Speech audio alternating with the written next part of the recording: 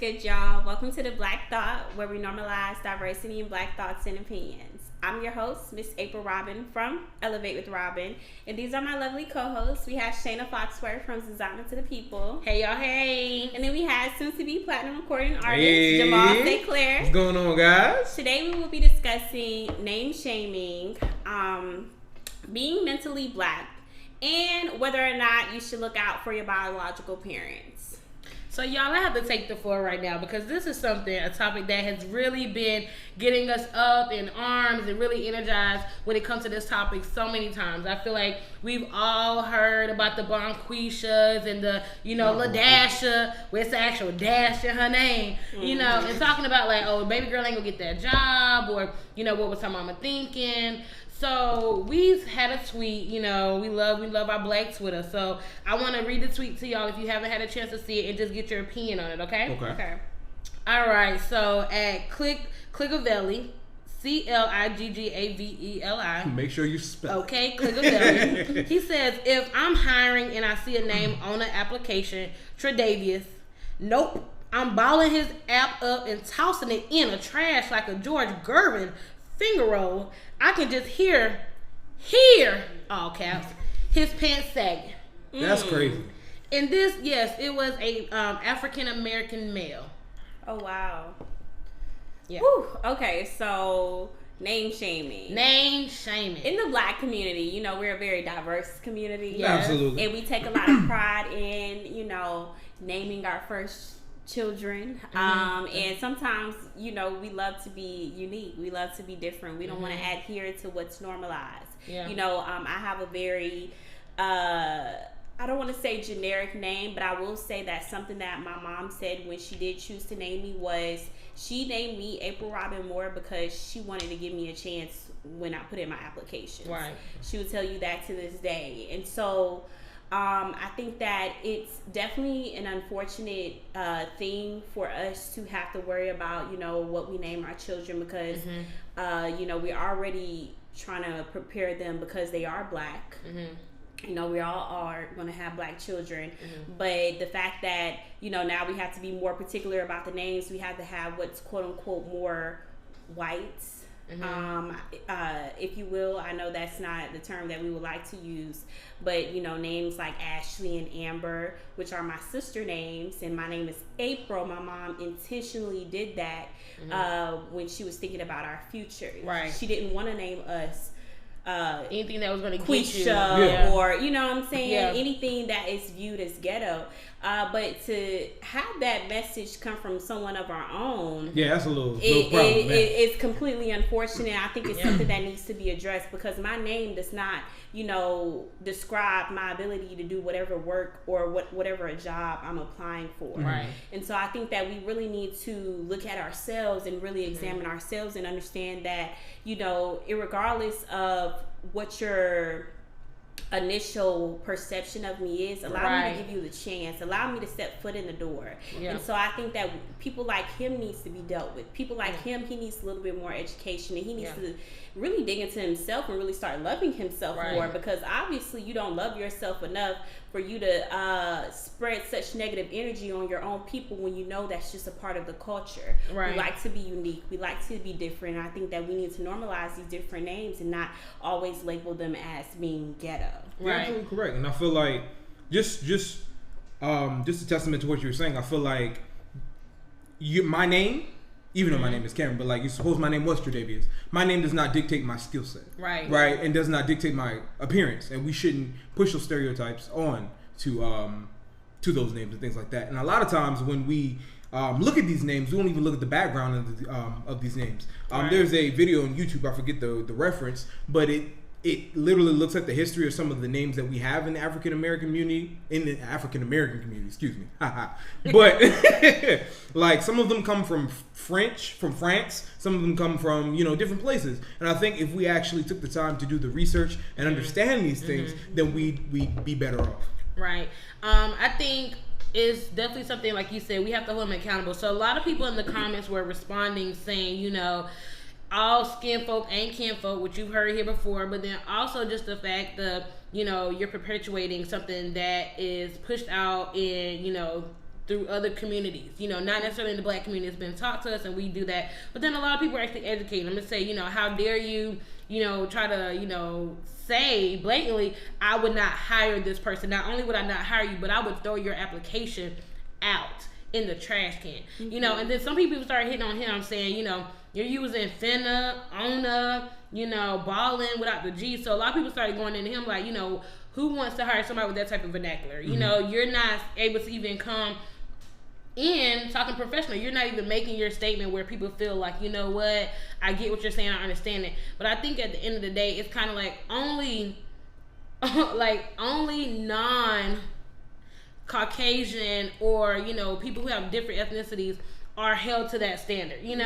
A lot of times you find people with different names, and it's not just in the black community. We are not the only ones, because like you said, it comes from France, it comes from other countries. And so my thing is, I feel like not only you are holding black people behind, back from an opportunity that they may come in and like take to the next level. Not only get you new customers, clients, but even elevate your strategies that you have within your company. You are losing out on so many opportunities when you have that mindset behind it. So I think it's very, insensitive, as well as it's inappropriate. I think for us to be in this day and age where we want to, be able to vote how we want to have people representing us, who reflect our ideas and our views, I think it's even more so important for me to know when I go and I apply for a job that not only is my work ethic and my resume going to stand for me, but also my name. Because I know my name has an actual specific meaning. But a lot of times people are like, Shayna Alexander Janae Foxworth, that's a long name. You got 4 names. So it's not even just sometimes what your name is, but how long it is. Yeah. People make jokes about it. And it's kind of like, honey, check me out on Facebook. It's the whole name, okay? So the whole name. The whole thing. A whole name, a whole brand. Right. I stand for something. I don't fall for anything. Exactly. And this is who I am. And that's really what matters. Right. I think that there's a lot of stress that comes from, years and years of trauma, going back to slavery. Slavery was 300 years. And imagine trying to overcome generation after generation of being suppressed. We're still dealing with lynchings. We're still dealing with, what it means to be black and how the world perceives us and all the challenges that we face when we walk out of that door. People are tired of hearing it, but that means that they're unwilling to accept it in the same sense. And that brings me to the CNN article that talked about the stress that black women face in the workplace, in their homes, and just being really out in the community in general, like just dealing with racial slurs, poor customer service, and just many other forms of stereotyping. That reminded me so much of, my feelings when I applied to jobs. Right. And so, I knew in the back of my head, my mom, she gave me my name for a reason. She gave me my name to give me a chance. And so I always knew that, especially with the way that I, present myself over the phone. A lot of us are interviewing during this time over the phone. Hello, my and things. Hi, thank you for calling. My name is Shayna Foxworth. right. We turn on this voice, we turn on this attitude, but that doesn't mean that it's not who we are. I know we do this thing called CoSwitching, and honestly, I think it's a gift. Honestly, I don't think there's anything necessarily wrong with code switching. But I think that it's unfortunate that we feel a need to do so. It could be stressful, though. I will say, like you said, talking about the mental stress that, black women go through a lot, but also black men in the sense when it comes to code switching. Because for me, it's annoying. And I even talked to my mentor one time, and I said, I don't feel like I'm as good at it. I've seen you do it, and I just want to, really learn and scope what I'm able to do right now and take it to another level. And she said, honestly, I think you're very good at it. You do very well. I've heard you do it a number of times, because a lot of times within my industry, I'm not only the youngest person in the room, but I'm also sometimes the only black person in the room. So you definitely have to. And you're a woman. Okay. And I'm a woman. Okay, so it definitely is a lot of stress that goes on it, because not only is two minority groups I'm a part of, but I'm also a woman, and a lot of times that becomes a situation where people challenge you and make you feel a certain way. So it really is some type of situation where you can honestly have anxiety when facing, you know, different things in your life when it comes to not only being, you know, a black person but also a black woman. And you shouldn't have to perform. You know what I'm saying? Even though we do every day, but we shouldn't have to perform. You know what I'm saying? But so I do want to pose you guys a question. The article does read that women who experience racism, it has been reported that they are more likely to be depressed and have like trouble sleeping, and also has been associated with certain diseases, if you will, like Alzheimer's, and that's heavy in my family, and it's something that I'm constantly worried about. My grandmother had it, my aunt had it, and I'm just like, and now another aunt has it, and it's so scary, because we do face that, we do deal with that energy, and I'm wondering, like, do you find yourself like being, you know, stressed and having anxiety just because you're black when it comes to stepping out in everyday society? Of course, we know we're going to be subject to racism every day, but do you literally, you know, wake up every day and when you go to work, when you find yourself going to work, or when you interact with certain people, do you try to, you know, code switch and become someone that you're not, or you know, overly exaggerate who you are in order to better present yourself, if that makes any sense? Yeah. I definitely feel like I do a little bit of both, because I do feel like within a professional setting, sometimes I do have to code switch, right? Yeah. And I do that, but I do make an effort to let people know that I am definitely black. Like whether it become AF, whether it's the vernacular that I use from time to time, or you know my mannerisms, some of those things, you know what I'm saying? I definitely make that a statement, because I do want that to set me apart, because I'm proud of my culture, I'm proud of who I am, and I don't want you to think that I don't want you to think that I'm just going to assimilate to how you act, because this may be the establishment that you own, or you know, I'm minority, and just because there's a majority doesn't mean I have to act like that. That's basically what I'm trying to say. I definitely agree. I feel like for me, I don't necessarily wake up and like, damn, I got a code switch today. Dang, like you know, but it's natural to the point though. Okay, so y'all, I want to switch gears just a little bit. There's this Facebook question of the day that says Jimmy Butler's biological mother kicked him out at only 13 years old. His foster mother raised him from then till he reached the NBA. And now he's worth more than $34 million. Should he look out for that? I think his mother should not feel entitled. His birth mother should not feel entitled to get any of his money. But I will say, for me, I don't know the specific scenario. Like you said, so a lot of times we speak on stuff, we don't know the background. Yeah, that's big fact. It does need context. I need context. I need more context. Okay. I don't know why the mother kicked him out. I don't know. Maybe she didn't have the funds. She didn't have the money, so she, you know, said, I can't take care of you. I want better. Whoa. And so she gave him to the system. Kicking somebody out because she didn't have money or the funds is nuts. No. But listen what I'm saying, Linda. What I'm, Linda. What I'm saying is not necessarily. Not saying I kicked you out, but it's saying like, you know, I love you, but I don't have the funds or the means to take care of you. So instead of you suffering, I'm going to introduce you to. I do want to say something. Crazy. But listen, because some people really don't have the money, and so I respect you. Instead of having your child who is somebody they don't have enough food, they don't have no clothes. Right. So what I'm saying is that situation, a 13-year-old child, and you being like, hey, I can't support you anymore, so I'm just gonna politely kick you out of my house, leave you on your own, and give you to an adoption agency. But my thing is, would you rather be a mama who kept the 13-year-old son and can't put food on the table? I'd rather my mama struggle. But listen, they kick me out. But I think it's the word kick out. So if we switch out kick out, say you gave him up. This conversation is starting to hit home, because I do have someone in my family who decided to give their child up for adoption because financially they were just not capable of supporting this child. And, you know, like, it's not something that they want to do. And you know, their adoptive mother is actually someone who is financially able and has all the love and has all of the responsibility.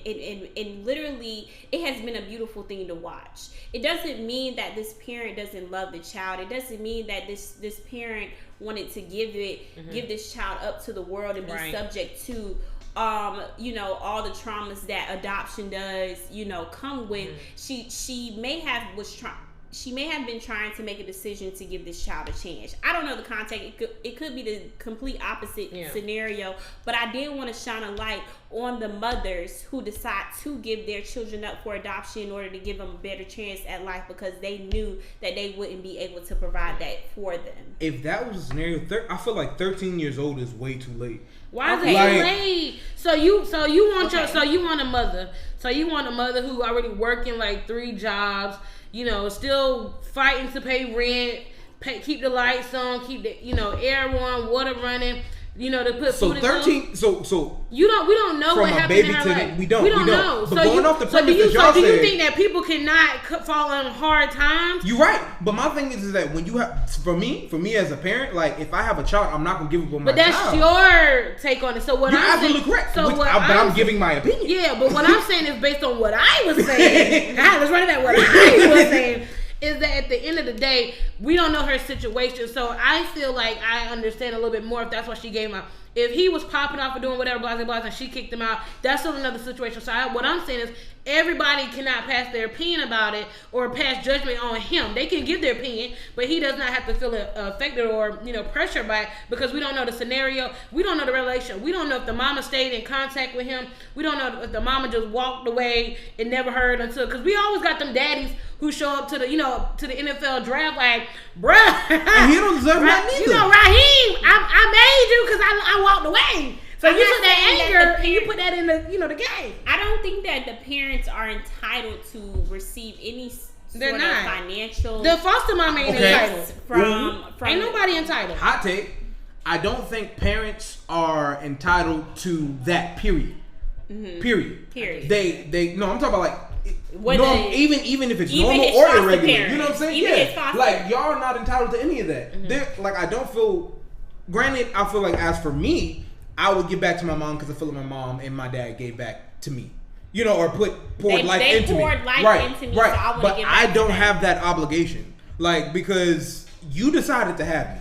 End of the day, and I didn't have a choice in that. But you know what? Because they decided to keep you.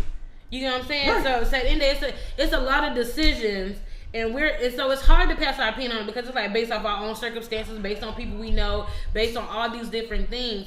So at the end of the day, I feel like our consensus is he ain't entitled to give to the mother who was not the mother that he needed. The mother that wasn't present, but he's also not entitled to give to the mother that was present, the father that was present, the friends. You ain't got to give the cousin Day Day. You ain't got to hook peaches up with no house. I believe I'm gonna give Day Day. He should do. I mean, Day Day used to give me a little ride. Ride to school, when mama was tripping and she kicked me out. You know what I'm saying? So I think at the end of the day, we're all basically saying like, no, you're not entitled to any of the money. If I give it to you, then that is of my own, validity, and it's cool. Yeah. But at the end of the day, cause he the one balling, he the one putting in that work, done training and stuff, So that is what it is. Period. Yeah, you know what I'm saying. And with that being said, we out. This has been it. You know what I'm saying. I don't even know what else to say. Well, thank y'all for hanging out with the There you go. Thoughts. We appreciate you and stay tuned because we're going to have some good fun reflections over some music videos that have been coming out and some other fun tips. So feel free to continue to subscribe, follow, like, and comment, and share. Segway King. There you go. Because I have it. Bring it back in. Right.